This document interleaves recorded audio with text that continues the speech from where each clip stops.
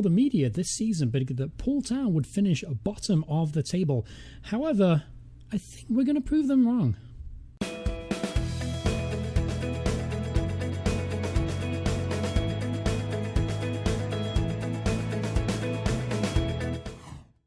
Hello everyone, my name is FM Journeyman and welcome back to A Dolphin's Tale. This is episode 2 of the first season. Now, as I mentioned in the introduction, we are predicted to finish 22nd, but let's look at the current league standings after 5 games. You can see we are top of the table. Yes, Poole Town are top of the Vanarama National South League. Yeah, I mean, it's a shock to me too. I didn't expect it to happen. I expected us to struggle at the beginning and kind of progress and get better as the season goes on. But we've made a flying start. Take a look at some of the results. As you can see, after the first game of the season against Ebbsfleet, we beat Maidenhead 3-2 with a hat-trick from Richard Gillespie. Pretty good performance, deserved to win that game. Next up, Bishop Stortford, another game we deserved to win. This time, Ventus Bowler getting the winning goal in the 82nd minute after Corby Moore scored the first one. Then we beat Western Supermare, another late goal gave us a victory here. Richard Gillespie scored, and he has been absolutely on fire so far this season. I think he's notched up 6 goals in about 5 games, so he is absolutely unstoppable. He added 2 more in the most recent fixture one more again in the most recent fixture against Margate, with Josh Wakefield getting 2 goals for himself and an assist. Excellent all-round performance from the centre midfielder. So there has been some additions to the squad, but because of how well we've played, we haven't really been able to integrate them that much. Let's go over some of those transfers real quick. We're not going to go over the crap ones, only the first team players. Our first signing was a left back, Martin Slocum. He's a defender that can play anywhere across the back line, but primarily will be used as a left back. At this level, 7 crossing and good kind of like physical capabilities and attacking fullback, which is very valuable at this level. He's actually created a lot of opportunities for us so far. I'm very, very happy with that signing. Next up, a backup goalkeeper, Ari Ammon, who replaced Tom Rees going out. The American goalkeeper yet to make an appearance. First used to play for Watford and DC United respectively. Talented, and he's got a lot of potential. He could be a first team regular in the future. Then we brought in Richard Bryan, and yet to make an appearance, can play right back. I'm looking for him to replace our current right back. But again, he's playing too well, so I'm not going to drop him. But he does give us options nevertheless. Talented player. Then Anthony Guppy to compete for the attacking midfield spot. He will probably get a bit more of a game early on just because some of the attacking midfielders I have, and I've had Cooper's injured right now, so I had to shuffle things around. Colby Moore is going to have to drop back to centre midfield, and Guppy may get an opportunity. He's only 18 years old, former Brentford player, yet to make his debut, but he is pretty well rounded, especially in the mental department, so he could be a very, very good advanced playmaker given time and some training. And then we signed another goalkeeper, Avandro Racconi, Brazilian, a little bit of Brazilian touch to the South Coast. Talented player, only played 1 game for Concord a couple of seasons ago. It's going to take him a while to get back into things, but currently his current thing stands. He is our best keeper in the squad, but Hutchins is playing far too well for us, so I'm not going to drop him quite yet. Then we signed Uchi Ibamira. He hasn't, amazingly, this kid actually looks really good. He looks really well-rounded for this level. As you can see, good mental attributes, solid technicals, and good physical as well. He's only 24 years old, 6'2", and he's just a well-rounded player. I'm excited to see what he can do in that attacking midfield role and maybe up top if Gillespie needs a break at all. And then most recently, this kid, he's just a kind of a youth project. Going out, 1 player, Luke Burbridge, wasn't going to game for me. Right midfielder. We have too many options there as is. So this is looking at the squad going into today's game against Hemel Hempstead, who currently sit 20th in the table. So we are going to line up in obviously a 4-4-1-1 formation that served us very well. And this is the team that's been doing the work for us. As you see, Hutchins in goal, Torbeck's been playing right back, very solid. Pooley's been playing centre half very well with Michael Walker, formed a very good partnership there. Slocum at left back, Balbaghi on the right, Wakefield, Corby Moore, Steve Devlin, and a debut today for Uchi Ibamira is going to play the advanced playmaker role instead of Guppy, who I thought about bringing in. It's been kind of switching back and forth. Paul Thompson did play a couple games there, but he was poor. He was very bad, actually. As you can see, the average rating of only 6.4. He's got a lot of work ahead of him before he becomes a first-team regular. And then we have, obviously, Richard Gillespie up top with that 6 goals in 5 appearances. Blistering form for the striker. Did not expect that from him. As you can see, his attributes starting to decrease already, so I don't know how much longer his form is going to continue. But going into today's game, obviously Obermiller is going to be on the bench there. Right now I've got Dickinson, Granger, Wiskin, Ammons the backup keeper. I'm actually going to have Ranconi play backup for now, and I'm tempted to put Guppy on the bench instead of Dixon, but we do need a winger. You know what? No, let's bring on Guppy there, just because he's a bit more of an attacking midfielder, and Ibamiro can play up top. And you know what? Yeah, I'm going to go with that. Never mind. It's just a bench play. Who gives a crap? But anyway, going into today's game, Hempstead are favourites today, believe it or not, despite our blistering form. Let me see. They're going to line up in a 4-4-2. A couple of recognisable faces. Matt Spring, obviously, used to play for Wickham, I think. Wickham, Luton. A lot of appearances there. Very, very experienced midfielder. Who else do they have? They have Asafu Ajayi, a very well-known lower division centre-half. Then we have Charlie Sheringham. Good player. Not bad. I mean, scored a lot of goals in 2011, but since then, not much really going on for him. Scored a few goals this season, though, 3 and 4, so that's a good return, so we're going to have to keep a close eye on him. You know what? Let's do that, in fact. Let's show him onto his weaker foot, because I feel like he's going to be very dangerous, and so is Jake Robinson up top, so I'm going to show them onto the weaker foot. And let's do Brooks do the team talk. I'm going to give them a little bit more individually, and we'll go into today's game. So this is a game I do expect to win because of our current form. We'll have to see what happens, but we've got Bath in just 2 days' time, so we'll have to rotate the squad around a little bit. But hopefully we'll put this game to bed nice and early and rest some of the key players. There's maybe a chance early here. Wakefield is going to drive forward. Wakefield gets in the box, shoots, and just puts it over the bar. Unlucky. There's a good effort from Jake Wakefield right at the beginning of the game. Good pressure early on. Here's a chance. And shoots and scores from distance. Hemel Hempstead have scored the opening goal. Great free kick from Jordan Parks. That's actually his 4th goal of the season. What kind of player was Jordan Parks? Very good player, actually. Very, very good player at this level. Free kick taken of 18. Yep. That's pretty good. Yep, I'll give him that. Here's maybe another chance. Robinson's going to whip it in. Hutchinson drops the ball, and good clearance there from, who was it? Walker. Yes, good clearance from Walker. He was alert to scoop up the rebound. All right, so 26 minutes in. Another chance for Hemel Hempstead here. They're putting the pressure on.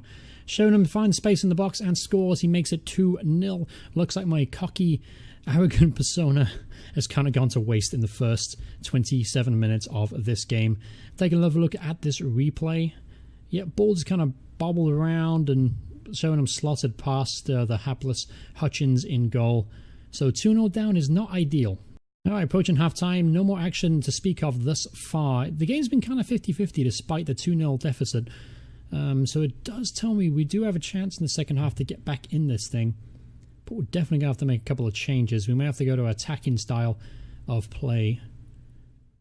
All right, so that should be the half-time whistle right there. All right, so let's do the team talk real quick. Didn't react very positively to it. So I'm going to go ahead and do some individual team talks, get them motivated for the second half. Because, you know, I don't want to lose this game. This is a game we should be winning comfortably. I'm actually going to bring on Guppy instead of Ibamir, who's been kind of invisible so far.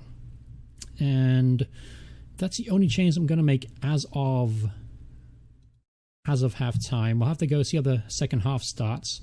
I'm going to switch to an attacking style of play as well. I'm going to try and score an early goal. If we get an early goal, it's anyone's game. All right, there's been an injury, a broken collarbone for Dean Poole. That's not a very good sign there. He's been crucial for us at the back. He's been very, very solid. So that's not a good injury. It's going to be out for quite some time if there is a broken collarbone. I'm going to bring on Jamie Wiskin, who actually played one game already for us, and he played really well. So let's see if he can replicate that kind of performance today. Here's a chance. Once again, Parks hits the crossbar. We know he can take a good free kick.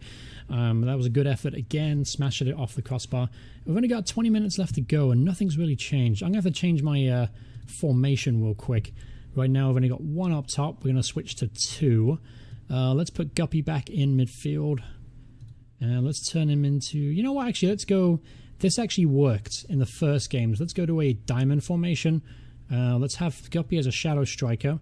Let's bring off Moore, and let's bring on Bowler. Play him as an advanced forward as well. Yep, both of them advanced forwards. I can live with that. And let's go for it. You know what? Because we've only got 20 minutes left to go. Nothing else to lose. And here's maybe an early opportunity, though, for Hemel Hempstead just after the change. And it's a foul. Talek has already got a yellow card. He's going to get sent off here. Oh, Talek. Well, you know how I was not really playing on new sign-ins? They're going to get a chance now. I was just waiting for the first loss before I make all those wholesale changes. Let's go 3 at the back for the remaining 20 minutes of the game. We're probably going to get smashed now, but oh well. Here's a chance maybe for Hemel Hempstead. Good tackle from Wakefield. Bowler to Devlin. Devlin hits it long. Gillespie's going to be through on goal here. He's going to get to the ball first. Gillespie shoots. Oh, and well saved from the keeper. Gillespie should have scored. That was our first clear-cut chance of the game. If he'd scored then, it would have made the last 15 minutes interesting. Alright, 5 minutes left to go. Looks like it's going to be a defeat, and our first defeat of the season. Here's a chance for Bowler, though. Through on goal and scores. Alright, now this makes it very, very interesting. We've got 5 minutes to try and snatch an equaliser here and save our unbeaten record. Great ball from Gillespie, and good one-touch from Bowler. Shoots at Butler, and Butler kind of lets it through his hands, and it is 2-1. 5 minutes left to go, 3 minutes of extra time here. Looks like we might just run out of time. Alright, time is up in extra time. The ball gets launched forward, Walker with a header. Only falls foul is Gordon, who's going to boot this ball forward, and I think that's going to be it. I don't see a score in here. Doherty keeps the ball well to Parks, to Nielsen. Yep, that's probably it. Yep, full-time whistle blows. We have lost 2-1 to Hemel Hempstead. Disappointing result. Disappointing performance overall, considering how well we have played. We've only dropped to second place in the table, so that's not too bad. I mean, it's only 6 games in, so the table doesn't really matter. I was excited to be at the top of the table, as you would expect. Dean Poole, unfortunately, is going to be out for quite some time. I'm going to send him to a specialist to be out maybe 2 to 3 months at most, but he joins Sean Cooper on the injury list. As you can see, he's going to be out for 12 days to 3 weeks. He was a big loss in the middle of the midfield. And yeah, that's really all the news from that game. Obviously, Talek is going to be out now with an automatic 1-game suspension, and we have Bath in just 2 days' time. So I'm going to go ahead and jump to there, and I'll see you guys in just a minute. Okay, so here we go, playing at home against Bath. Bath currently sits 9th in the table. Obviously, we slipped 1 place to 2nd. They line up in a 4-4-2, but we are going to make some changes today just because of fitness and obviously suspensions and injuries. So instead of Talek, Richard Bryan is going to make his debut at right back. At centre half, Will Spetch is going to come back in. Now, he started the season at left back, but I'm going to use him as a centre half. Michael Walker is struggling right now for fitness, so Jamie Wiskin is going to play instead of him. Slocum is going to play left back because Will Spatch is normally the backup there, but Slocum is going to have to push through today. Wakefield is struggling a little bit for fitness, so James Granger is going to come in for him. Colby Moore's fine. Devlin's fine at left midfield. Uchi Ibamira, I'm actually going to play Anthony Guppy instead as an advanced playmaker. Going to keep him on support. And instead of Gillespie, I'm actually going to play Ibamir instead up top. Call me crazy, but I'm going to give Gillespie a little bit of a break. Just because, you know what, he's a little bit older, the attributes on the decline, and you know what, if anything, we could bring him on as an impact substitute. So that's the lineup for today's game. Let's go ahead and proceed.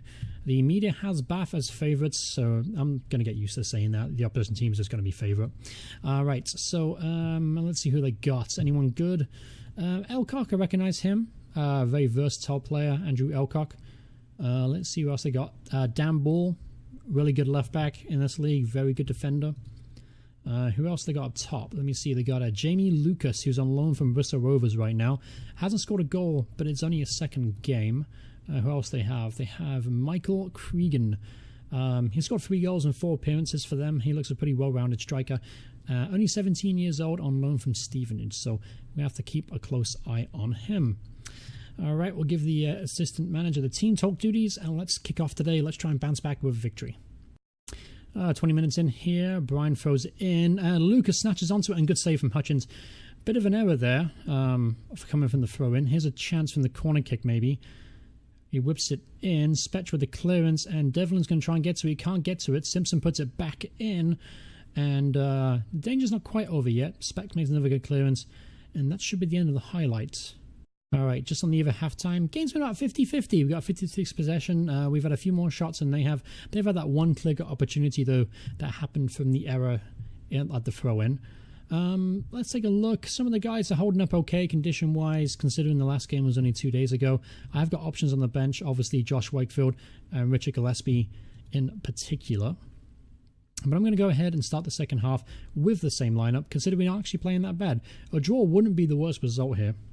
Alright, so 60 minutes in. Things are going pretty well for us. Slocum is struggling a little bit at the back, so I'm going to make a change. Spetcher's going to go to left back, and Michael Walker's going to come on for Slocum. And I'm going to make one more change, just not sure who. I'm tempted to bring on Wakefield. He's our best player. I'm actually going to bring him on instead of Corby Moore. I'm going to move Wakefield to his normal ball in the midfielder role. Yep, that works. That's perfect. Alright, so we have about 30 minutes left to go in the game. We are playing pretty well so far. Plenty of shots on goal, good possession too. Alright, so about 10 minutes left to go in the game. Things are pretty tight so far. Not really been any action in the second half. I'm going to bring off Anthony Guppy, and I'm going to bring on... let's bring on Bowler. Actually, no, I lied. Undo. Gillespie is going to come on instead. Ebo is going to go to an attacking playmaker. I'm actually going to have him as a shadow striker. I'm going to change things up just a little bit. So I'm going to have Uchi as a shadow striker, and Gillespie is going to play as an advance forward. I'm hoping that they can work in tandem and maybe create one late opportunity. All right, Brian has found Uchi to Wakefield. Granger hits it long. Arrowsmith with the interception. Walker as well there. Uchi's got plenty of space here. He turns on the ball, gives it out to Will Spetch. Wakefield in a dangerous position here. He's going to drive forward. Belbaghi has been invisible for the last couple of games. Murphy with the tackle, and this could lead up to a counter-attack here for Bath. This would be a really crap time to concede a goal. Emmons drives forward here. Arrowsmith back to Dan Ball. Artis gets to the touchline. Hemmons with a chance to Cregan. Cregan to Watkins at the edge of the area. Watkins pulls it back to Lucas, who scores. Bath City have just scored in the 87th minute of the game. Jamie Lucas gets his first goal for the club in dramatic style, 1-0 down. I just saw this coming. As soon as I made that change, I just saw this coming in my head. And Lucas goes in the box completely unmarked, makes it 1-0. So 2 minutes added on time here. Lucas shoots, good save on Hutchins. We maybe got one more opportunity here. As long as Hutchins can hit it forward and he finds someone, he does. He finds Devlin, plays it back to the Gillespie. Gillespie to Granger. Granger to Uchi. Uchi to Wakefield. Wakefield to Belbaghi. Belbaghi shoots from distance and he goes horribly wide. Terrible effort from Abdul Belbaghi. And the full-time whistle has blown a 1-0 defeat. 2 defeats in a row after an absolutely wonderful start to the season. Well, looks like our good form has come crashing down with 2 defeats. That moves us down to 5th place in the table. Disappointing results, obviously, because, we didn't really deserve to lose that game, and because it was such a late goal, it's a little bit of a heartbreaker, but you know what? That's okay. We've still had a really nice start to the season, and we've got a few good fixtures coming up that I think we can win. Wealdstone, St. Albans, Eastbourne, and Truro are all winnable games. If we can do that, we'll get back on track and we'll get back up that table. So, you know what? We'll make the next episode against Welland and then up against Hampton and Richmond. We'll do those 2 games because those 2 look like they've had a good start to the season, so that'll be a really nice, tough test. But thank you guys so much for watching this episode. If you enjoyed it, remember to hit the like button. And if you want to see more videos by me in the future, just go ahead and click that subscribe. I appreciate the view, and I'll see you guys in the next video. Goodbye, everyone. Goodbye.